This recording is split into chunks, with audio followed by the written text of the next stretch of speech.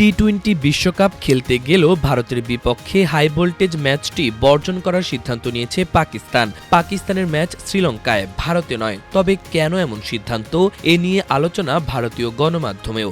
বাংলাদেশকে শুরু থেকে সমর্থন দিয়ে আসলেও ম্যাচ বর্জনের কারণ নিয়ে পাকিস্তান এতদিন খোলাখুলি কিছু বলেনি। অবশেষে পাকিস্তানের প্রধানমন্ত্রী শাহবাজ শরীফ পরিষ্কারভাবে জানালেন, বাংলাদেশের পাশে দাঁড়াতেই তারা এমন সিদ্ধান্ত নিয়েছেন।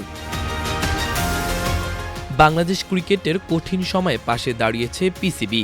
বিপদে পড়তে হতে পারে জেনেও ভারতের বিপক্ষে টি-20 বিশ্বকাপের ম্যাচ বয়কট করেছে তারা। বুধবার পাকিস্তানের প্রধানমন্ত্রী শাহবাজ শরীফ মন্ত্রিসভার সদস্যদের বলেন, টি-20 বিশ্বকাপ নিয়ে আমরা খুব পরিষ্কার অবস্থান নিয়েছি। আমরা ভারতের বিপক্ষে ম্যাচ খেলব না, কারণ খেলার মাঠে কোনো রাজনীতি থাকা উচিত নয়। আমরা খুব ভেবেচিন্তে এই সিদ্ধান্ত নিয়েছি। আমাদের সম্পূর্ণভাবে বাংলাদেশের পাশে দাঁড়ানো উচিত। আমি মনে করি এটি খুবই উপযুক্ত সিদ্ধান্ত। বাংলাদেশের নিরাপত্তা শঙ্কা আমলে না নিয়ে আন্তর্জাতিক ক্রিকেট কাউন্সিল আইসিসি বাংলাদেশ দলকে টি-20 বিশ্বকাপ থেকে বাদ দেওয়ার পর পাকিস্তান ভারতের বিপক্ষে ম্যাচ না খেলার ঘোষণা দিয়েছিল। তবে সিদ্ধান্তটি গত সপ্তাহে জানালেও পাকিস্তান সরকার কারণ জানালো এই প্রথম।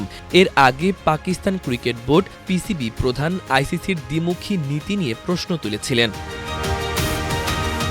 7 ফেব্রুয়ারি ভারত ও শ্রীলঙ্কার যৌথ আয়োজনে শুরু হচ্ছে 2026 আইসিসি টি-20 বিশ্বকাপ।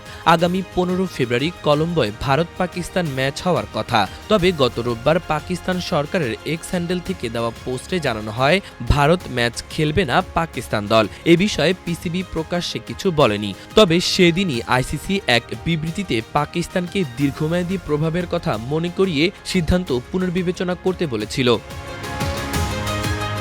ভারতের সাম্প্রদায়িক উগ্রবাদীদের হুমকির মুখে মোস্তাফিজুর রহমানকে আইপিএল থেকে বাদ দেওয়ার পর বিশ্বকাপের জন্য ভারতে দল না পাঠানোর সিদ্ধান্ত নেয় বাংলাদেশ সরকার।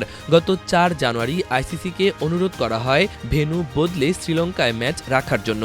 তবে মোস্তাফিজের ঘটনাকে বিচ্ছিন্ন ও অপ্রাসঙ্গিক উল্লেখ করে আইসিসি বাংলাদেশের অনুরোধ প্রত্যাখ্যান করে।